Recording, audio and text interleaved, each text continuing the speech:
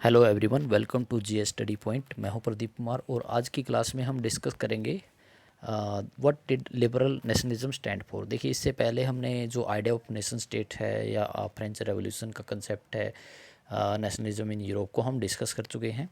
आपका जो next topic है that is liberal nationalism stand for. What did liberal nationalism stand for. तो liberal nationalism का मतलब क्या है, तो चलिए शुरुआत करते हैं आज की लेक्चर की। In the early 19th century Europe work closely allied to the ideology of liberalism. तो देखिए 19th सेंचुरी की जैसे स्टार्टिंग होती है 1801 से लेकर और 1900 तक, ये आपका 19th सेंचुरी है। तो इसकी अर्ली स्टेज में ही क्या हो जाता है, जो लिबरलिज्म कंसेप्ट है that is emergence in Europe और यूरोपियन हिस्ट्री में इसकी एमरजेंस हो जाती है। नेशनलिज्म का, लिबरलिज्म का जो कंसेप्ट है वो धीरे धीरे से स्प्रेड होना स्टार्ट हो जाता है।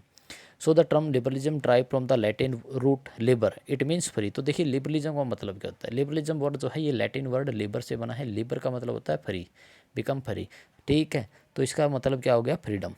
Liberalism stood for freedom, freedom of the people from the monarchial system and they are now a part of democracy. Democracy में कन्वर्ट करना चाहते हैं अपने नेशन को, स्टेट को, जो नए नए बने हैं यहाँ के नेशन स्टेट। तो इसी का मतलब यहाँ पर हम लेते हैं फ्रीडम से। Liberalism stood for freedom for the individual and equality of all before the law. देखिए यहाँ पर जो सेकंड कंसेप्ट आता है इक्वालिटी का। इक्वालिटी देखिए, जैसे ही आपको अगर फ्रीडम मिल जाती है तो इसका मतलब क्या है कि जो सोसाइटी के अंदर जो पीपल हैं, all the population of the society are now equal. Equal rights उनके पास होने सबसे ज़्यादा ज़रूरी होते हैं। ये मैंडेटरी टास्क है। किसी भी डेमोक्रेसी में अगर आप देखोगे तो वहाँ पर इक्वल राइट्स दिए जाते हैं हर एक सिटीज़न को, चाहे वो रिच है या पुअर है, रूरल पॉपुलेशन है, अर्बन पॉपुलेशन है, मेल है, फीमेल है, सभी को इक्वल राइट्स यहाँ पर होने ज़रूरी हैं। तभी उसको हम मोरल डेमोक्रेसी का जो कंसेप्ट है वो इसी तरह से होता है। So it emphasise the concept of government by consent. और यहाँ पर जो गवर्नमेंट होती है वो बाय कंसेंट चूज़ की जाती है, मीन्स बाय वोटिंग इलेक्शन के थ्रू उसको चूज़ किया जाता है। यानी कि हर एक पीपल को राइट टू होगा, वोट का सफरेज राइट दिया जाएगा, तभी यहाँ पर गवर्नमेंट जो होगी उनका अच्छे से रिप्रेजेंटेशन कर पाएगी। A constitution and representative government through parliament, और एक पार्लियामेंट की फॉर्मेशन की जाएगी जिसके अंदर आपका जो गवर्नमेंट के रिप्रेजेंटेटिव्स हैं जो इस पार्लियामेंट को लीड करने का काम करते हैं। देखिए इंडिया के अंदर आपका जो संसद है this is a parliamentary system, ठीक है। ब्रिटेन के अंदर जो आपका पार्लियामेंट है वो भी काम करता है। फ्रांस के अंदर जो नेशनल असेंबली है वो भी एक आपकी पार्लियामेंट है। रसिया के अंदर ड्यूमा है। तो ये कुछ एक इंपॉर्टेंट टर्म्स हैं, जैसे रसिया की ड्यूमा है, इंडिया में इसको संसद बोलते हैं, ठीक है। So these are the name of parliament. अलग अलग कंट्रीज़ में अलग अलग नामों से हम जानते हैं पार्लियामेंट को। तो इंडिया में संसद है, रसिया के अंदर ड्यूमा है, जर्मनी के अंदर देखिए जर्मनी है जो एक इम्पोर्टेंट कंट्री है, यहाँ पर इसको रिच बोला जाता था, ठीक है। बट अब क्या है, इसको हम बूंदस्टैग बोलते हैं। At presently it is known as Bundestag, ठीक है। तो मेनली जो आपके दो तीन कंट्री हैं, रसिया, जर्मनी, इंडिया, ब्रिटेन और फ्रांस, इन सभी की पार्लियामेंट को किस नाम से जानते हैं ये भी आपको पता होना चाहिए, ठीक है। तो this is the basic information about the parliamentary system. The right to vote and to get elected was generated exclusively to property owning man. तो देखिए यहाँ पर जो राइट टू वोट था, मैं पहले बता चुका हूँ कि जो राइट टू वोट था, this vote is given only the people who pay a tax to the government. जो प्रॉपर्टी ओवन मैन हैं, जो टैक्स पे करते हैं, उन्हीं को यहाँ पर क्या दिया गया था, राइट टू वोट दिया गया था। स्टार्टिंग की बात हो रही है, बाद में तो सभी को दिया गया था, लेकिन पहले स्टार्टिंग में जो टैक्स पे करते थे, टैक्स पेयर पीपल को ही यहाँ पर राइट टू वोट का राइट था। Man without property and all women were excluded from political right. जितने भी मेन हैं विदाउट मनी या फिर प्रॉपर्टी, उनको ये राइट नहीं दिया गया था, और ना ही वुमेंस को तो इवन 1948 में राइट दिया गया है वोट का फ्रांस के अंदर। हम फ्रांस की बात कर रहे हैं, फ्रांस में सबसे ज़्यादा जो आपका इशू है वुमेंस को लेकर वो चला, और 1948 में इनको वोट दिया गया, वोट का राइट दिया गया था। इसके बाद देखिए women and non properties man and women organisation opposition movement demanding equal political right. जितने भी मूवमेंट यहाँ पर चल रहे थे, जैसे ओलंपे दे गूज, एक नाम आपको पता होगा, ओलंपे दे गूज 9th क्लास में फ्रेंच रेवोल्यूशन के टाइम पे आपने पढ़ा होगा।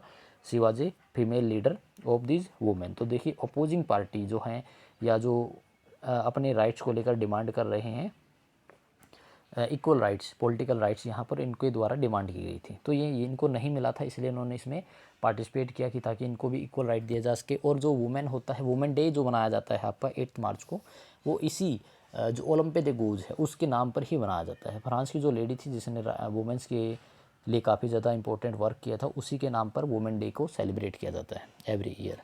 The abolition of state impose restriction on the movement of goods and capital. और अब यहाँ पर क्या हो गया, जो आपके रिस्ट्रिक्शंस है by the state by the country, उनका एबोलिशन कर दिया गया है, यानी कि उनका एंड कर दिया गया है। ठीक है, जितना भी गुड्स का मूवमेंट है, कैपिटल का मूवमेंट है, वो फ्रीली अब हो सकता है। इससे पहले नहीं होता था। इससे पहले जो बिजनेसमैन होते थे they made their guild restrictions होते थे यहाँ पर, यानी कि गिल्ड के अंदर किसी को एंट्री नहीं मिलती थी। अगर आप आउटसाइडर हैं और बिजनेस करना चाहते हैं, so you don't have any entry in this guild block, एक तरह से हमको इनको कहेंगे। And the last point, a merchant travelling in 1833 from Hamburg to Nuremberg to sell his goods would have. तो देखिए, एक सेलर है, एक आपका मर्चेंट है जो ट्रैवल करता है हैम्बर्ग टू न्यूरेमबर्ग, और उसको क्या करना पड़ता है, 11 कस्टम ड्यूटीज से, कस्टम बैरियर से गुजरना पड़ता है। एंड एवरी कस्टम बैरियर ही पे 5% of each one of them. तो देखिए यहाँ पर जो है 5% उसको हर एक कस्टम बैरियर पर देना पड़ता है, यानी कि लगभग 55% तो उसको टैक्स ही पे करना पड़ गया। बट यहाँ पर एक और प्रॉब्लम थी, जो टैक्स होता था और जो आपके जो रीजन्स होते थे, उनकी जो वेट और मेजरमेंट, जो आपकी लेंथ है, उसके जो यूनिट थे वो भी अलग अलग थे। ठीक है, तो ये जो जितना भी टैक्स पे किया जाता है, सपोज कीजिए 100% आपने कोई सामान ले रखा है, आपके पास कोई गुड्स है जिसको आप सेल करना चाहते हैं, एक्सपोर्ट करना चाहते हैं, तो अगर आपको 11 कस्टम ड्यूटी से गुजरना पड़ रहा है तो 55% आपको क्या हो गया, टैक्स पे करना पड़ता है। और ये टैक्स भी इक्वल नहीं है, कुछ चीज़ों पर टैक्स आपका ज़्यादा है, कुछ पे कम है। दूसरा, यहाँ पर जो करेंसी है वो भी अलग अलग थी बिफोर 1804, और आपकी जो चीज़ें हैं जिसके अंदर आपकी वेट की मेजरमेंट है, लेंथ की मेजरमेंट है, ये अलग अलग थी। हाँ, नेपोलियन टाइम में इन सभी को इक्वल किया गया था। 1815 तक तो ये सब ठीक रहा, लेकिन उसके बाद दोबारा से 1833 की अगर बात करें तो तब से फिर यहाँ पर इसी तरह की प्रॉब्लम जो है वो लोगों को फेस करनी पड़ी। Obstacle to economic exchange and growth by the new commercial classes who argue for the creation of a unified economic territory allowing the unhindered movement of goods, people and capital। तो देखिए यहाँ पर जो economic class की demand है, commercial classes जो emerge हो रही हैं, नई नई कमर्शियल क्लासेस बन रही हैं, बिजनेसमैन की ओरिजिन हो रही है, तो वो क्या चाहते हैं कि पूरा का पूरा जो सिस्टम है जिसमें गुड्स, पीपल, कैपिटल है, इनका बिना किसी एबोलिशन के, बिना किसी रुकावट के एक एरिया से दूसरे एरिया में मूव कर सके। Union abolish tariff barrier and reduce the number of currencies from over 30 to 2। तो देखिए यहाँ पर जो यूनियन है, एबोलिश टैरिफ बैरियर, तो जो टैक्स होते थे उनको कम किया गया है। Reduce the number of currency जो पे करनी पड़ती थी वो भी कम कर दी। 30 हुआ करती थी, 30 to 2 हो गई अब। ठीक है, तो इस तरह से आपका जो टैक्स है, जो बैरियर होते थे ट्रेड पर, वो कम किए गए। After this, a new conservatism after 1815, as you know, 1815, this date is very important in the European history because the battle of Waterloo, जो वाटरलू बैटल हुई थी वो 1815 को हुई थी। वियना कांग्रेस इसके बाद हुई थी, जिसमें आपके जो रिप्रेजेंटेटिव थे, जितने भी जैसे फ्रांस है, इंग्लैंड है, इन सभी के रिप्रेजेंटेटिव ने यहाँ पर एक कांग्रेस की थी। कांग्रेस का मतलब यहाँ पर है एक कॉन्फ्रेंस की थी, जिसके अंदर फ्रांस की जो टेरिटरी है उनको कंट्रोल किया जाए, यानी कि उसके चारों तरफ क्या कर दिया जाए, उसकी जो बाउंड्री है उनको फ्यूचर में दोबारा एक्सपेंड ना हो, इसीलिए उनको कैप्चर कर लिया जाए या कंट्रोल कर लिया जाए। तो इस तरह की ट्रीटी हुई थी 1815 में, और उसके साथ साथ एक न्यू कंजर्वेटिव क्लास की ओरिजिन यहाँ पर हो जाती है। ठीक है, एक नए तरह का कंजर्वेटिज्म यहाँ पर आएगा। So following the defeat of Napoleon in 1815, European government were driven by a spirit of conservatism.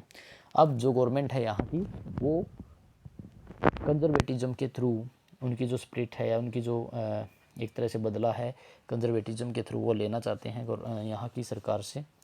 Most conservative however did not propose a return to the society of pre revolutionary day. तो बहुत से जो conservative people है, conservative का मतलब क्या होता है कि जो ओल्ड थिंकिंग पीपल्स होते हैं, मेनली जो ऑर्थोडॉक्स फैमिलीज होती हैं, वो कंजर्वेटिव ग्रुप का हिस्सा होती हैं। तो उनमें से काफ़ी जो लोग हैं, they are not propose a return to the society of pre revolutionary period और डेज। प्री रेवोल्यूशनरी सोसाइटी में वो नहीं जाना चाहते, वो चाहते हैं कि नया सिस्टम यहाँ पर अडॉप्ट किया जाए।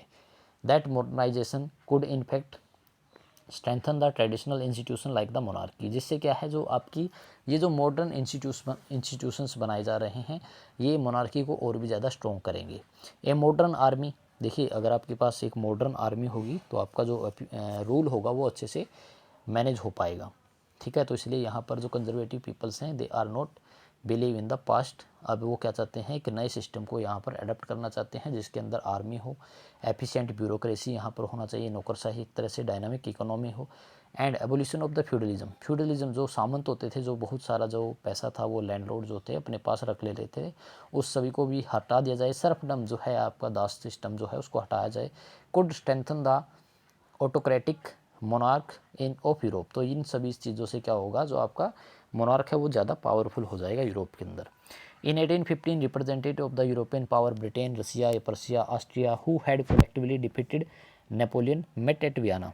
वियना में ये सभी मिलते हैं and draw up a settlement for the Europe. एक सेटलमेंट प्रिपेयर करते हैं यूरोप के लिए, एक समझौता तैयार कर देते हैं जिसके अंदर पावर जो है फ्रांस की वो काफ़ी कम कर दी जाएंगी।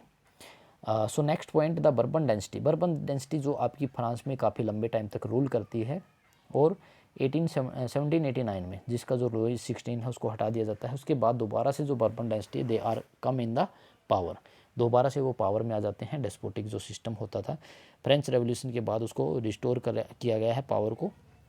And France lost the territory it had annexed under Napoleon. जितनी भी टेरिटरी नेपोलियन के टाइम पे फ्रांस ने गेन की थी, कैप्चर की थी, उन सभी टेरिटरीज को इनको वापस देना पड़ता है, वो इसके अंदर से निकल जाती हैं।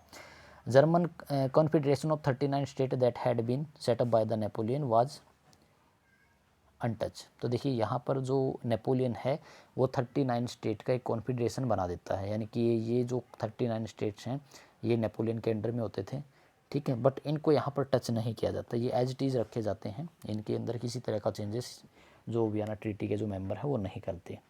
Autocratic did not tolerate criticism and dissent. तो देखिए जो ऑटोक्रेटिक रूलर अब आ गए हैं फ्रांस के अंदर, ये यूरोप के अंदर, वो किसी भी तरह का क्रिटिसिज्म जो डिसेंट है उसको अलो नहीं करते, ठीक है। And sought to curb activity that question the legitimacy of the government. Autocratic government, और जो भी क्वेश्चन उठाता है इस गवर्नमेंट के ऊपर, इस लेजिमेटिक गवर्नमेंट के ऊपर या उसकी प्रतिष्ठा के ऊपर उसके सवाल उठाता है, तो उसको क्या कर दिया जाता है, पनिशमेंट दी जाती है, ठीक है। उनको बेसिकली जेलों में डाल दिया जाता है या फिर उनको फांसी की सज़ा सुना दी जाती है, एक्सक्लूड कर दिया जाता है।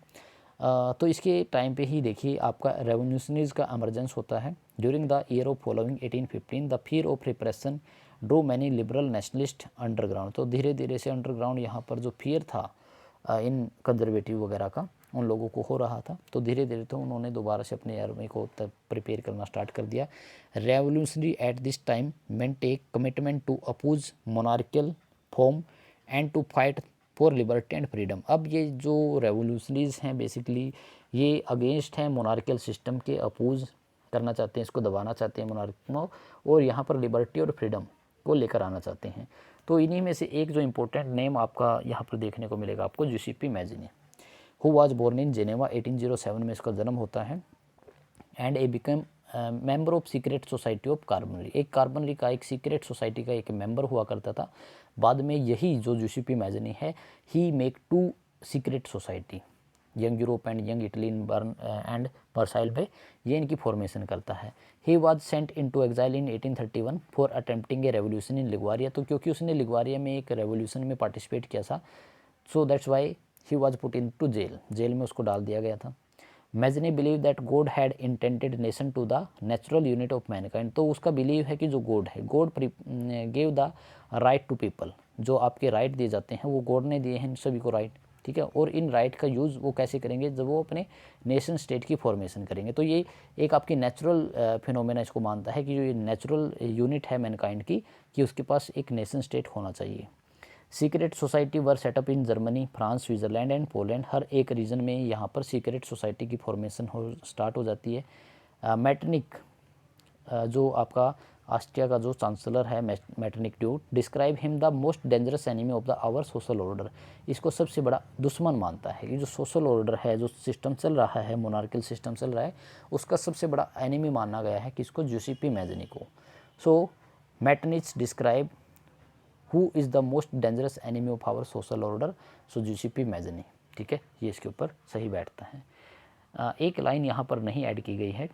Mazzini prepare 2 secret society, Young Europe and Young Italy, Young Europe in Bern and Young Italy in Marseille. तो देखिए 2 ग्रुप, सीक्रेट ग्रुप इसने बनाए थे, अंडरग्राउंड ग्रुप इनको बोला जा सकता है, Young Europe in Bern and Young Italy in Marseille, ठीक है, इनको आपको याद रखना है। इसके बाद आता है the age of revolution 1830 to 1848। I already told you 1830 to 1848 तक काफ़ी ज़्यादा यहाँ पर बैटल हुई है, छोटी मोटी डिस्प्यूट होती रही हैं कंट्रीज़ के बीच में, और बाद में यही जो डिस्प्यूट हैं, ये जो बैटल चल रही हैं, डिस्प्यूट चल रहे हैं, क्वेल चल रही है अपने आप आसपास के लोगों के साथ, यही बाद में नेशनलिज्म को और भी ज़्यादा स्ट्रॉन्ग करने में हेल्प करेंगे। So as conservative regime try to consolidate their power, liberalism and nationalism come to increasingly associated with the revolution in many regions of Europe, such as the Italian and German state, the provinces of the Ottoman Empire, Ireland and Poland। तो देखिए हर जगह यहाँ पर, चाहे Italy की बात कीजिए, German की बात कीजिए, जो ओटोमन एम्पायर है वहाँ की, आयरलैंड, पोलैंड, हर एक रीजन के अंदर रेवोल्यूशन जो है वो स्टार्ट हो जाती हैं, एसोसिएशन बननी स्टार्ट हो जाती हैं। धीरे धीरे रेवोल्यूशन को ये लीड करेंगे यहाँ के जो मेंबर होंगे, जो लीडर होंगे, जैसे ओटो वोन बिस्मार्क था, जो पर्शिया का जो चीफ मिनिस्टर था, उसने जर्मन यूनिफिकेशन में हेल्प की है। इटालियन का जो यहाँ का एक मेंबर होता था, जूसेपी मैज़नी, सीक्रेट सोसाइटी का जो संस्थापक जिसको कह सकते हैं, जो फाउंडर है सीक्रेट सोसाइटीज़ का यूरोप के अंदर, इटली के अंदर। और एक था यहाँ पर कैबूर, जो इटली की फॉर्मेशन में हेल्प करता है। इसके अलावा एक जूसेपी गैरीबाल्डी, उसका भी इम्पोर्टेंट रोल रहा है। व्हेन द फ्रांस नीज मैटरनीज, देखिए जूट मैटरनीज ने एक स्टेटमेंट दी है, when the France knees rest of the Europe catch cold, पूरा का पूरा जो यूरोप है वो कोल्ड की चपेट में आ जाता है, यानी कि जो फ्रांस है that is very sensitive area. अगर फ्रांस में कोई भी इवेंट हो रहा है तो उसका इफेक्ट जो है पूरे यूरोप पर देखने को मिलेगा। An event that mobilise nationalist feeling among the educated elite across Europe was the Greek war of independence. और एक देखिए 1830 के टाइम पे ही, 32 के टाइम पे यहाँ पर Greek war of independence start हो जाता है, जिसमें जो ग्रीक पीपल हैं, जिसको क्रेडल ऑफ मैनकाइंड माना गया है, सिविलाइजेशन का क्रेडल माना गया है, तो वहाँ से आपका वॉर स्टार्ट हो जाता है। ग्रीक जो पीपल हैं वो चाहते हैं कि वो ओटोमन एम्पायर का पार्ट ना रहकर एक अलग से इंडिपेंडेंट नेशन की वो फॉर्मेशन करे, और इसके लिए यहाँ पर बैटल स्टार्ट हो जाती है 1830 से 32 तक चलती है। 32 में यहाँ पर एक ट्रीटी होती है, ट्रीटी ऑफ कॉन्स्टेंटिनोपल, ठीक है। तो उसके बाद यहाँ पर एक नए स्टेट की फॉर्मेशन कर दी जाती है, जिसको हम ग्रीक बोलेंगे। Greece had been a part of Ottoman Empire since the 15th century, 15वीं शताब्दी से, 15th सेंचुरी से ही ये आपका ओटोमन एम्पायर का हिस्सा रहा है, लेकिन अब 1832 में इसको अलग कर दिया जाएगा।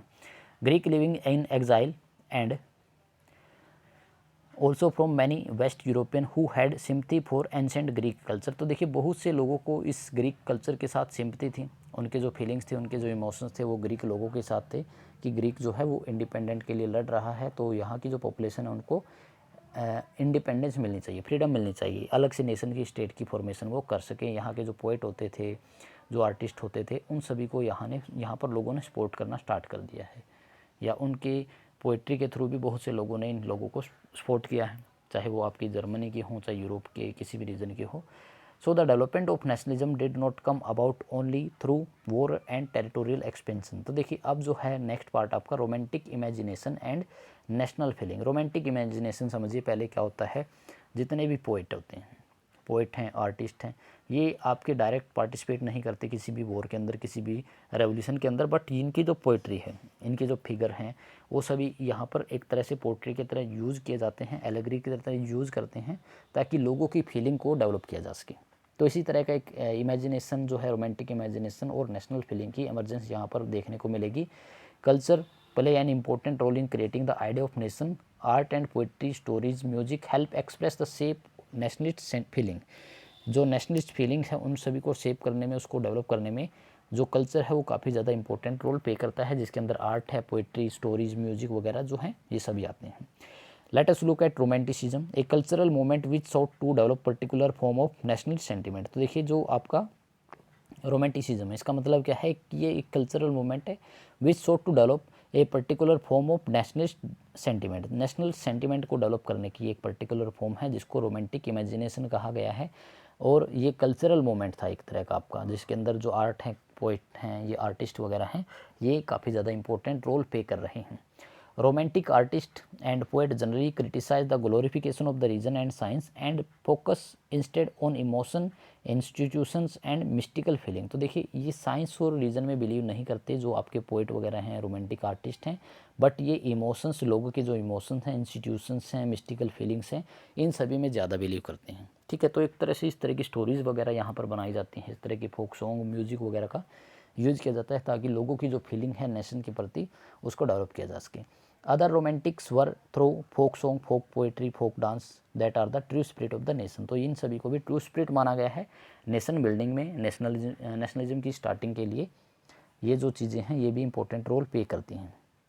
National feeling were kept alive through music and language. तो म्यूजिक और लैंग्वेज जो है ये भी काफ़ी इंपॉर्टेंट वेपन्स माने गए हैं नेशनलिज्म के लिए। Karol Kurpinski celebrated the national struggle through the operas and music. जो एक आपका आर्टिस्ट है कैरोल कुरपिंस्की, वो क्या करता है, जो ओपेराज होते हैं, जो म्यूजिक होते हैं, इसके थ्रू सेलिब्रेट करता है नेशनलिज्म को। Folk dance like the polonaise and the mazurka into nationalist symbol, इनको सिंबल माना गया है। देखिए जो पोलैंड का रीजन है वहाँ पर पोलोनाइज एक तरह का डांस किया जाता है, मजुरका, ये आपकी डांस की फॉर्म है फोक डांस, जिसके थ्रू नेशनल सिंबल्स को एक तरह से यूज़ किया गया है। यानी कि आपका जो रसिया रीजन है, देखिए उस टाइम की क्या था कि जो रसिया था उसने पोलैंड को अपने कंट्रोल में ले लिया था after the battle of Waterloo और वियना कांग्रेस के बाद। बट अब जो पोलैंड पीपल हैं, पोलिश पीपल हैं, वो अपने अपने अलग अलग सिंबल जैसे कि लैंग्वेज हो गया, नेशनल फोक डांस हो गए, इन सभी को सिंबलाइज करते हैं अपनी नेशनलिस्ट सिंबल की तरह या फीलिंग्स को डेवलप करने के लिए। तो लैंग्वेज जो है वो भी इसमें काफ़ी ज़्यादा इंपॉर्टेंट रोल प्ले करता है नेशनल सेंटिमेंट्स को डेवलप करने में। Russian language was imposed everywhere. तो रशियन लैंग्वेज जिसको हर जगह इम्पोज कर दिया गया था, पोलिश पीपल इससे किस तरह से रेवोल्यूशन में इसके खिलाफ किस तरह से आवाज़ उठाते हैं, तो वो पोलिश लैंग्वेज का यूज़ करते हैं। Many member of the clergy in Poland began to use language as a weapon of national sentiments और नेशनल डेवलपमेंट। अपने नेशन को डेवलप करने के लिए, नेशनल रेसिस्टेंस के लिए यहाँ पर पोलैंड जो पोलिश लैंग्वेज उसको वेपन की तरह यूज़ किया गया है। As a result a large number of priest and bishop were put in to jail और sent to Siberia by the Russian authority as punishment for their refusal to preach in Russian. तो देखिए यहाँ पर बहुत से जो pope होते हैं, पादरी वगैरह जो होते हैं, कैथोलिक जो आपके रिलीजियस मैटर को सोल्व करने का काम करते हैं, प्रिस्ट वगैरह हैं, उन सभी को जेल में डाल दिया जाता है या फिर उनको साइबेरिया भेज दिया जाता है, जो कि एक आपका कोल्ड रीजन है बिल्कुल ही, ताकि इन लोगों को एक तरह से पनिश किया जा सके, क्योंकि इन्होंने रशियन जो पॉलिसी है उसको फॉलो नहीं किया। रशियन लैंग्वेज इन्होंने यूज़ नहीं की, इन्होंने पोलिश लैंग्वेज का यूज़ किया जो कि यहाँ पर रिस्ट्रिक्टेड थी। ठीक है, तो इसके बाद आता है आपका time of hunger, hardship and popular revolt. So hunger, hardship and popular revolt का जो टाइम रहा है वो भी 1830 टू 1848 के बीच का ही रहा है। यहाँ पर आपको कई तरह के फेमाइन वगैरह जो हैं, आपके फ्लड वगैरह जो है वो देखने को मिलते हैं। फ्लड तो नहीं होगी यहाँ पर, फेमाइन हो गई है, महामारी फैल गई, एक तरह से बीमारियाँ हो गई हैं, वॉर स्टार्ट हो रहे हैं, बैटल हो रही हैं। इस तरह से जो इकोनॉमिक कंडीशन थी यूरोप की, या फिर आपकी जो लोगों की सोशल कंडीशन थी, वो काफ़ी ज़्यादा इफेक्टेड होती हैं इस टाइम पे। सो इसमें से ये एक आपका इम्पोर्टेंट पार्ट है, hunger, hardship and popular revolt. So in the first part 1830 were year of great economic hardship in Europe. First half of the 19th century saw an enormous increase in population. तो देखिए एक तो population आपकी increase होनी start हो गई है Europe की। इसका दूसरा जो रीज़न माना गया है वो आपका इंडस्ट्रियलाइजेशन भी माना गया है। ठीक है, so due to industrialisation population अब ज़्यादा इंक्रीज होनी स्टार्ट हो गई है। In most countries there were more seeker of job than employment. तो देखिए जॉब से ज़्यादा यहाँ पर जॉब सीकर्स हैं। जैसे कि इंडिया की कंडीशन है, इंडिया के अंदर भी पॉपुलेशन ज़्यादा है लेकिन जॉब उतनी ज़्यादा गवर्नमेंट प्रोवाइड नहीं कर पा रही, प्राइवेट सेक्टर के अंदर भी इतनी ज़्यादा जॉब नहीं है, तो अनएम्प्लॉयमेंट की कंडीशन काफ़ी ज़्यादा बढ़ गई थी यूरोप के अंदर भी। Population from rural areas migrated to the cities to live in overcrowded slum. तो देखिए जो पॉपुलेशन है रूरल एरियाज़ की वो वर्क के लिए शहर की तरफ मूव करती है ताकि वहाँ पर उसको एम्प्लॉयमेंट मिल सके, बट ऐसा नहीं था। अर्बन एरियाज़ के अंदर भी आपके जो वर्क हैं वो अवेलेबल नहीं थे, तो इस तरह से स्लम्स की वहाँ पर फॉर्मेशन होनी स्टार्ट हो जाती है। स्लम क्या होता है, बेसिकली आपके जो पॉपुलेशन है, जो अनएम्प्लॉय पीपल हैं, वो क्या करते हैं, किसी ना किसी एरिया में ब्रिज वगैरह है, ब्रिज के नीचे रहना स्टार्ट कर देते हैं बिना किसी शेल्टर के। ठीक है, या कहीं भी खुले मैदान में वो अपने टेंट वगैरह लगाकर वहाँ पर रहना स्टार्ट कर देते हैं, तो इसी से स्लम की फॉर्मेशन होती है। ये इंडिया के अंदर तो आपको पता ही होगा, जो मुंबई है, मुंबई के अंदर एक धारावी बस्ती है, स्लम है Dharavi. Dharavi is the largest slum of Asia, पता ही होगा आपको, मैं कई बार बता चुका हूँ कि जो धारावी बस्ती है वो पूरे एशिया की सबसे बड़ी स्लम है जो मुंबई के अंदर है। So next part, food shortage and wide spread unemployment brought by the population of Paris out on the road. तो देखिए यहाँ पर एक तो फूड शॉर्टेज हो जाती है, पॉपुलेशन ज़्यादा है, फूड की कमी हो गई है, फेमाइन आ गई है, बैड हार्वेस्ट हो गई है, जिस वजह से फूड की कमी हो रही है। दूसरा अनएम्प्लॉयमेंट रेशो जो है वो बहुत ज़्यादा हो गया, तो इसलिए जो यूरोप की पॉपुलेशन है, पेरिस फ्रांस की अगर बात करें तो वो सड़कों पर आना स्टार्ट कर देती हैं। National assembly proclaim a republic guaranteed suffrage to all adult male above 21 and guaranteed the right to work. तो यहाँ पर जो रिपब्लिकन गवर्नमेंट है, ठीक है, नेशनल असेंबली के थ्रू जो गवर्नमेंट यहाँ पर काम कर रही है मोनार्कियल सिस्टम के अंडर में, नेशनल असेंबली के अंडर में यहाँ पर मोनार्क को रखा गया है अब, तो वो गारंटी देते हैं कि 21 एंड ईयर अब वो जितने भी स्टूडेंट्स हैं, जितने भी पीपल्स हैं, उन सभी को रोज़गार दिया जाएगा और उनको इक्वल राइट्स भी दिए जाएंगे, सफ्रेज राइट भी उनको दिया जाएगा। Earlier in 1845 weaver in Silesia had lead a revolt against contractor who supply them raw metal and gave them order to for finished textile. दूसरी जगह यहाँ पर देखिए, एक तो आपका रिवोल्ट चल रहा है, इकोनॉमिक हार्डशिप का टाइम है, दूसरी जगह जो इंडस्ट्रियलाइजेशन हो रहा था उसमें जो वीवर्स हैं उनका काफ़ी ज़्यादा इंपॉर्टेंट रोल रहा है। तो वीवर्स को यहाँ पर क्या किया जाता था, उनको पहले ही एडवांस दे दिया जाता था। जैसे कि जो कॉन्ट्रैक्टर होते थे वो उनको एडवांस देते थे कि इतने टाइम के अंदर आपको इतना जो गुड्स है वो प्रिपेयर करना है, टेक्सटाइल इतना आपको प्रिपेयर करना है। बट कई बार ये उस टाइम तक इसको कंप्लीट नहीं कर पाते थे। एक तो जो रॉ मटेरियल का प्राइस था वो ज़्यादा था, जो रॉ मटेरियल प्रोवाइड कराया जाता था वो ज़्यादा होता था। सिलेसिया के जो वीवर्स थे वो काफ़ी पुअर कंडीशन में थे अब तक। तो वो क्या करते हैं, on the 4 June at 2 PM a large crowd of weavers emerge from the their homes and march in Paris up to the mansion of their contractors demanding higher wages. तो यहाँ पर जो कॉन्ट्रैक्टर हैं उनके अगेंस्ट एक मार्च करते हैं 4 जून 2 PM दोपहर को, ठीक है। 4 जून को यहाँ पर एक मार्च स्टार्ट किया जाता है by the weavers of Silesia. Silesia जो आपको फ्रांस का ही एक पार्ट है, वहाँ से ये अपने घरों से निकलते हैं और जो पेरिस है, पेरिस की सड़कों पर आना स्टार्ट कर देते हैं कि ये डिमांड करते हैं कि उनकी जो वेजेस हैं, उनकी जो इनकम है वो इनको इंक्रीज करके देनी होगी। The contracted fled with his family to the neighboring village, which however refused to shelter such a person। तो जो कॉन्ट्रैक्टर होते हैं वो इस डर से यहाँ से भाग जाते हैं कि कहीं उनकी पिटाई ना हो जाए या उनको मार डाला जाए बाय द वीवर्स। तो इसलिए वो यहाँ से आसपास के जो नेबरिंग विलेजेस होते हैं जहाँ पर उनके रिलेटिव्स वगैरह थे वहाँ पर वो चले जाते हैं, भाग जाते हैं एक तरह से। He return 24 hours later having requisition the army. तो देखिए दोबारा से वापस आते हैं 24 आवर्स के बाद, आर्मी को अपने साथ लेकर आते हैं, जिसमें आर्मी जो है वो यहाँ पर फायरिंग करनी स्टार्ट कर देती है, जिसमें बहुत से वीवर्स को शूट कर दिया जाता है, उनकी डेथ हो जाती है। 11 वीवर्स यहाँ पर मार दिए जाते हैं बाय द आर्मी। तो इस तरह की कंडीशन यहाँ पर देखने को मिली। इसके बाद आएगा आपका 1848 the revolution of the liberal. Liberal की क्या रेवोल्यूशन रही है, किस तरह से उन्होंने पार्टिसिपेट किया था आपके इस तरह के मोमेंट के अंदर। So the poor unemployment and the starving peasants and worker in many European country in the year 1848 a revolution led by the educated middle class was underway। Revolution है लिबरल की। लिबरल का मतलब यहाँ पर है the people who want to changes in the society but they are believe in gradual shift. एकदम से change नहीं चाहते, ग्रेजुअल शिफ्ट यहाँ पर चाहते हैं ये जो लिबरल पीपल हैं, middle class educated people basically इनको कहा जाएगा। Man women of liberal middle classes combined their demand for constitutionalism with national unification. तो देखिए एक तो नेशन को यूनिफाई किया जाए, दूसरा यहाँ पर कॉन्स्टिट्यूशन की फॉर्मेशन की जाए। 1848 के अंदर जो रेवोल्यूशन स्टार्ट होती है लिबरल की अलग अलग पार्ट में, वो इसी डिमांड को लेकर की जाती है। They drafted a constitution for a German nation to be headed by the monarchy subject to a parliament. तो देखिए जो मोनार्कियल सिस्टम है that should be a part of parliamentary system, इसके अंडर में काम करेगा। अगर आपको किंग रखना है यहाँ पर तो पहले पार्लियामेंट होगी, उसके अंडर में किंग काम करेगा और किंग के ऊपर यानी कि एक तरह से पावर को कैप्चर कर लिया जाएगा। किंग की इतनी ज़्यादा पावर उसको नहीं दी जाएंगी जितनी इसके पास पहले हुआ करती थी। इस तरह की डिमांड करते हैं जर्मन पीपल, जो लिबरल ग्रुप है। William fourth king of Persia reject it and join the other monarch to oppose the elected assembly. तो देखिए 831 इलेक्टेड मेंबर जो हैं यहाँ पर फ्रैंकफर्ट पार्लियामेंट के अंदर आते हैं, जर्मन के अंदर जो पार्लियामेंट थी, ठीक है।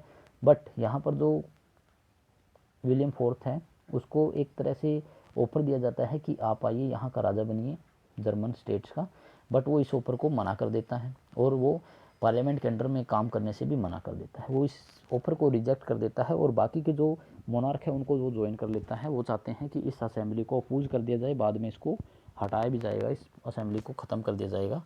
While the position of the aristocracy and military become stronger and the social basis of parliament eroded. तो जो सोशल बेस था पार्लियामेंट का उसको ख़त्म कर दिया गया है, इरोड कर दिया गया है, क्योंकि जो बाकी के जो क्लासेज हैं यहाँ पर कंजर्वेटिव पीपल्स हैं या ऑर्थोडॉक्स फैमिलीज़ हैं, दे आर वेरी पावरफुल, उनके पास आर्मी वगैरह भी थी, तो इन्होंने इस पार्लियामेंट को बंद करा दिया, जो भी डिमांड थी उसको अपोज कर दिया, दबाने की कोशिश की गई।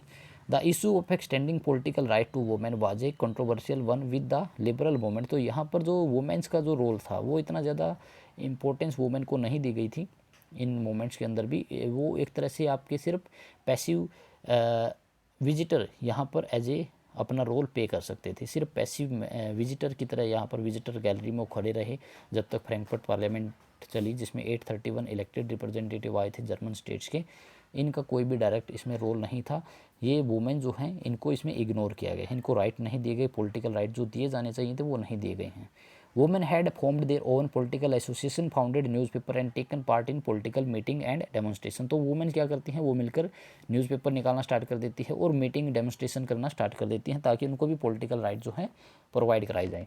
Women were admitted only as observer to stand in the visitor gallery, जो मैंने अभी बताया आपकी जो फ्रैंकफर्ट पार्लियामेंट हुई थी 1831 में 1848 में, उसमें इनको सिर्फ विजिटर गैलरी में ही खड़े होने की परमिशन थी। Monarch were beginning to realise the cycle of if revolution the repression could be ended by the granting concession to the liberal nationalist revolutionary. तो यहाँ के जो मोनार्क थे, जो बिगिनिंग हुई, monarchs were beginning to realise that the cycle if revolution and repression could be ended, अगर cycle जो है रिवोल्यूशन है, रिप्रेशन है, इसको दबा दिया जाएगा बाय गारंटिंग कंसेशन, तो थोड़ा कंसेशन दे दिया जाए लिबरल नेशनलिस्ट सेंटिमेंट्स को या रेवोल्यूशनरीज को, थोड़ा कंसेशन प्रोवाइड करना पड़ेगा तभी वो यहाँ पर रूल कर पाएंगे, otherwise they are not able to rule over the nation या जर्मन।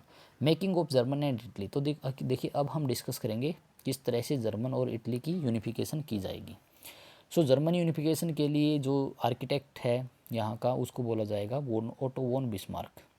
ठीक है, ये इम्पोर्टेंट नाम है यहाँ पर ओटो वॉन बिस्मार्क का, जो कि क्या है, चीफ मिनिस्टर है पर्शिया का, बाद में यहीं पर वो इम्पोर्टेंट रोल प्ले करेगा। So after 1848 nationalism in Europe moved away from its association with democracy and revolution. तो आफ्टर 1848 जो नेशनलिज्म है यूरोप के अंदर वो धीरे धीरे से ख़त्म होना स्टार्ट हो जाता है। Association and democracy and revolution, ये सब चीज़ें यहाँ से धीरे धीरे ख़त्म होती हैं। This can be observe in process by which Germany and Italy come to be unified as nation state. और ये ऑब्जर्वेशन की जाती है कि यही प्रोसेस जो है यूरोप के अंदर जो मूवमेंट चल रही थी, सॉरी देखिए यहाँ पर जो एसोसिएशन बन रहे थे, जो डेमोक्रेसी है, रेवोल्यूशन है, इस तरह के जो आइडियाज़ आ रहे थे, इसी से क्या हुआ, जर्मन और इटली की यूनिफिकेशन भी की गई है। Nationalist feelings were widespread among middle class German, जो मिडिल क्लास पीपल हैं वो सबसे ज़्यादा एक्टिव पार्टिसिपेंट्स माने गए हैं जर्मन यूनिफिकेशन के लिए। ठीक है, हाँ, and the next liberal initiative to nation building was however represented by the combined forces of the monarchy and the military supported by the large land owner of Persia. और जो land owner है Persia के, ये भी इन लोगों को support कर रहे हैं। जो आर्मी बनाई गई है, न्यू आर्मी बनाई गई है ताकि इनको लीड किया जा सके, जर्मन 39 स्टेट्स को एकजुट बनाया जा सके।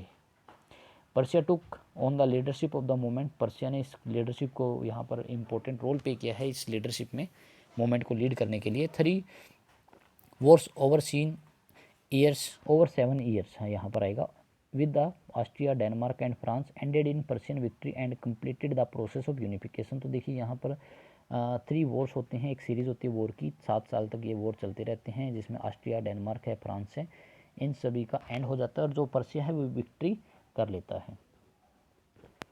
The nation building process in Germany had demonstrated the dominion Persian state power. तो जब यहाँ पर जो पर्सिया है वो काफ़ी ज़्यादा इंपॉर्टेंट एक कंट्री बन चुका है, क्योंकि उसकी जो पावर है वो पूरे की पूरे यूरोप के अंदर देखी गई है, उसने यूनिफिकेशन में हेल्प की है जर्मनी की।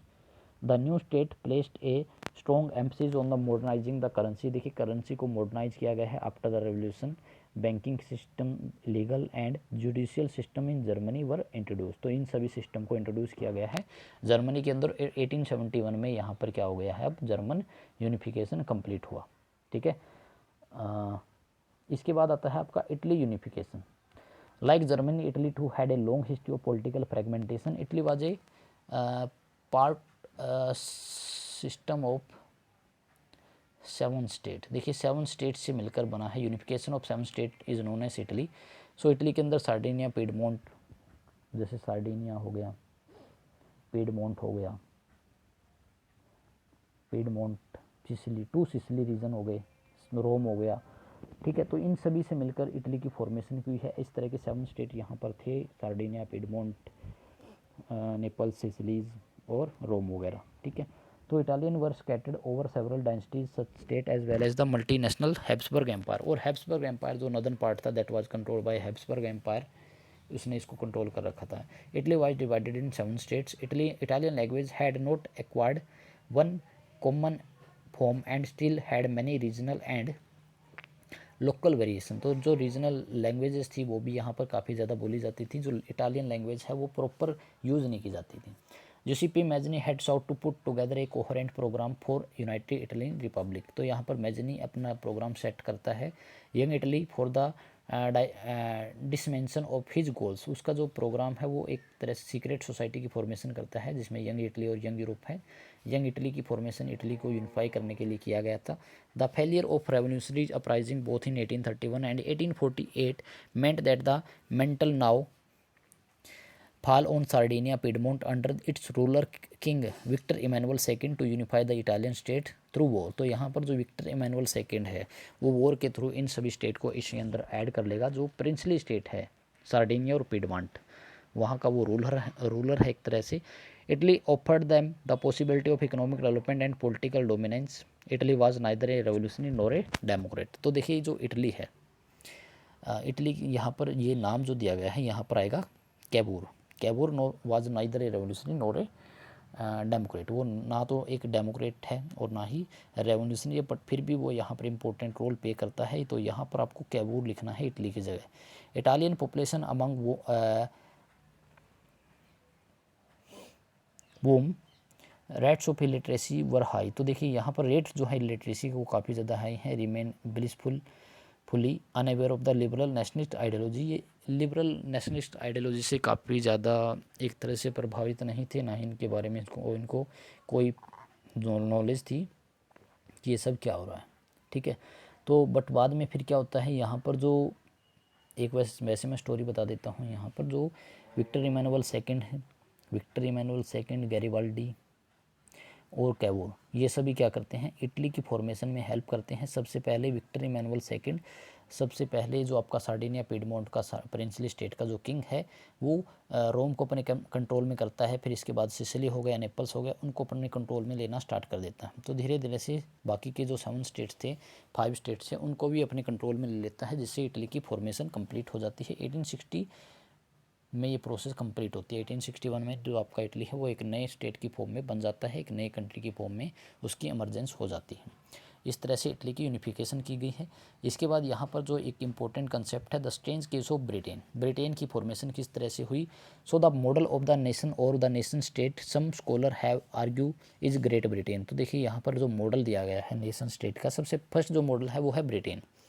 There was a strange case of Britain in 1707 there was a act pass by the British government. और ब्रिटेन की जो गवर्नमेंट थी इंग्लैंड वगैरह की, वहाँ पर एक एक्ट ऑफ यूनियन का एक बिल पास किया जाता है जिसके अंदर जो आपके 4 रीजन है, जिसके अंदर आयरलैंड है, स्कॉटलैंड है, वेल्स है, इंग्लैंड है, इन सभी को क्या करना है एकजुट मिलाया जाएगा। देखिए इस तरह से आपका मैप है आपका, जिसमें एक आयरलैंड, यहाँ पर आयरलैंड दे रखा है, इंग्लैंड है यहाँ पे, ये साउथ वेल्स रीजन हो गया और स्कॉटलैंड रीजन हो गया। तो इन सभी 4 नेशंस को मिलाकर यहाँ पर इंग्लैंड की फॉर्मेशन की जाएगी, ब्रिटेन की फॉर्मेशन की जाएगी।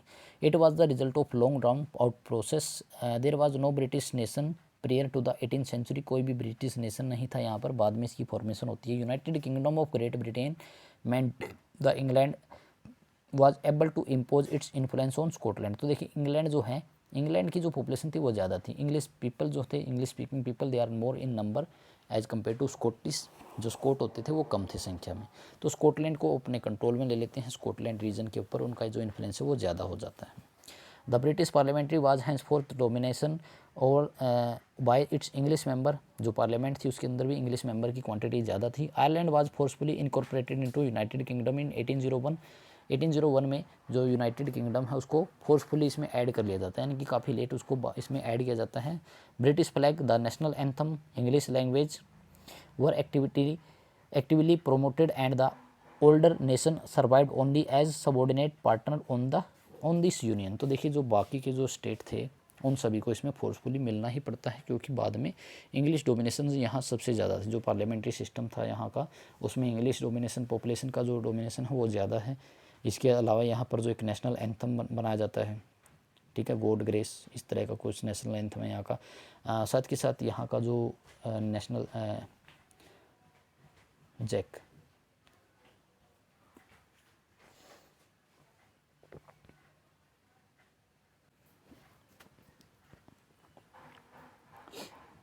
ओके, सो यूनियन जैक जो है यहाँ का नेशनल फ्लैग जो है उसको फॉर्म किया जाता है। एंड द लास्ट पार्ट देखिए, विजुअलाइजिंग द नेशन। नेशन को हम किस तरह से देखते हैं, हम पहले ही डिस्कस कर चुके हैं कि जो नेशनलिज्म है, नेशनलिज्म की स्टार्टिंग के साथ ही जो नेशन स्टेट को एक तरह से रिप्रेजेंट किया था बाय द स्टैचू, पोर्ट्रेट की तरह या फिर आपके पिक्चर की तरह, फिगर की तरह उसको शो किया जाता था। In other words they are represented a country as if they were a person. तो देखिए एक तरह से पर्सन की तरह इसको शो किया जाता है। Nations were then portrayed as a female figure. The female figure become an allegory of the nation. तो एलेगरी होती है एक तरह से नेशन का एक रूपक होता है, जिसमें नेशन को, जैसे हम इंडिया को बोलते हैं भारत माता, एक तरह से इसको सिम्बलाइज करते हैं फिगर की फॉर्म में, लेडीज़ की फॉर्म में इसको शो करते हैं। तो Christian Marianne a popular Christian name which underline the idea of people's nation. तो यहाँ पर मारियान जो है वो फ्रांस को शो करने के लिए बनाई गई थी। जर्मेनिया जो है वो जर्मन नेशन को शो करती है। देखिए आपने देखा भी होगा पिक्चर वगैरह में, जर्मेनिया की पिक्चर शो की गई थी, वो क्या शो करती हैं कि German was a nation, Germania is a female figure which represent the Germany. Nationalism and imperialism, तो ये लास्ट पार्ट है आपका। By the quarter of the 19th century nationalism no longer retained its idealistic liberal democratic sentiment. तो देखिए last तक जाते जाते जो नेशनलिज्म है उसने अपना जो बेसिक आइडिया था जिसको वो लिए हुए था स्टार्टिंग में, वो धीरे धीरे से उसने खोना स्टार्ट कर दिया है, यानी कि उसकी जो पॉपुलैरिटी है वो धीरे धीरे से कम हो जाती है यहाँ पर, but become a narrow creed with limited and. और इस काफ़ी नैरो हो जाता है, यानी कि लास्ट में जो नेशनलिज्म का कंसेप्ट है ये काफ़ी वीक पड़ जाता है और धीरे धीरे से इसका इंपॉर्टेंस खत्म हो जाता है। The most serious source of nationalist tension in Europe after 1871 was the area called Balkan. Balkan जो रीजन है, ये सबसे ज़्यादा इंपॉर्टेंट क्वेश्चन बनता है आपका इस चैप्टर का। बाल्कन रीजन क्या है, कि इसकी इंपॉर्टेंस क्या है, या क्यों इसकी ये पूरे के पूरे यूरोप में एक टेंशन का रीजन बना हुआ था। सो देखिए बाल्कन जो रीजन है आज के टाइम के बहुत से कंट्री, लगभग 17-18 कंट्रीज इस रीजन से बने हुए हैं, जिसके अंदर सार्डिनिया, बुल्गारिया, पिडमोंट वगैरह जो है, हर्जेगोविनिया, स्लोवेनिया, ये सभी कंट्रीज़ का पार्ट हुआ करते थे। Balkan was a region of geographical and ethnic variation. बहुत सारी जियोग्राफिकल एंड एथनिक वेरिएशन इसमें देखने को मिलती है। One by one it's European subject nationalist broke away from its control and declared independence. देखिए सबसे पहले ग्रीक वॉर हुआ था यहाँ पे, ग्रीक ने अपने आप को इंडिपेंडेंस घोषित कर दिया था, जो कि आपका बाल्कन रीजन के साथ ही हैब्सबर्ग एम्पायर का ही पार्ट हुआ करता था। Balkan area become an area of intense conflict. यहाँ की पॉपुलेशन खुद ही अपने आपस में ही लड़ना स्टार्ट कर देती है। Balkan state were jealous of each other and each have to gain more territory of the expense of the each other. तो देखिए हर एक चाहता है कि दूसरे के ऊपर वो कंट्रोल कर ले। सपोज कीजिए एक स्टेट यहाँ पर है, एक स्टेट यहाँ पर है, एक स्टेट यहाँ, इस तरह से आपके अलग अलग स्टेट में डिवाइड था, अलग अलग जियोग्राफिकल और एथनिक कंपोजिशन से बना हुआ है बाल्कन रीजन पूरा का पूरा। ठीक है, तो हर एक स्टेट दूसरे से लड़ता झड़ता है, जेलियस फील करता है एक दूसरे से, तो इसलिए वो चाहते हैं कि ज़्यादा से ज़्यादा टेरिटरी को वो अपने कंट्रोल में ले ले। इस तरह की मूवमेंट यहाँ पर चल रही थी। इस मूवमेंट का बेनिफिट उठाते हैं जो बिग रेवोल्यूशनरीज कंट्री है, बिग रेवोलरी है इनके, जो बिग बड़े देश हैं, जिसमें इंग्लैंड हो गया, रसिया हो गया, एक तरह से फ्रांस हो गया, तो ये सभी चाहते हैं कि इस रीजन को अपने कंट्रोल में ले लिया जाए। Balkan state were jealous of each other and hope to gain more territory, but the idea of the society should be organise into nation state come to be accepted as natural and universal. देखिए जो बाद में जो idea था nation का, state का, वो इनको एक्सेप्ट करना पड़ता है, जो नेचुरल यूनिट ऑफ मैनकाइंड की तरह इनको इसको फील करना पड़ता है। और देखिए जब ये टेंशन चल रही थी यहाँ बाल्कन रीजन के अंदर ही, तभी आपके फर्स्ट वर्ल्ड वॉर की एक तरह से जो बैकग्राउंड है वो प्रिपेयर हो जाता है। 1914 to 1918 जो फर्स्ट वर्ल्ड वॉर होता है उसके लिए यहाँ पर ही बैकग्राउंड जो है तैयार हो गया था। अब जो कंट्रीज थे वो 2 ग्रुप्स में डिवाइड हो गए थे। एक तरफ आपके अलाइड पावर हो गए जिसके अंदर इंग्लैंड, फ्रांस और रसिया थे, दूसरी तरफ एक्सिस पावर हो गए थे जिसके अंदर जर्मनी, इटली, ऑस्ट्रिया हंगरी वगैरह जो कंट्रीज़ थे ये शामिल हो गए थे। ठीक है, तो बाकी की जो चीज़ें हैं वो हम नेक्स्ट लेक्चर में डिस्कस करेंगे। इस चैप्टर को हमने कंप्लीट डिस्कस कर लिया है। जो भी आपके डाउट है, क्वेरीज़ हैं, आप मैसेज कर सकते हैं, व्हाट्सअप कर सकते हैं, या फिर आप डायरेक्टली कमेंट में पूछ सकते हैं। तो मिलते हैं एक नई वीडियो में, तब तक के लिए thank you and God bless you all.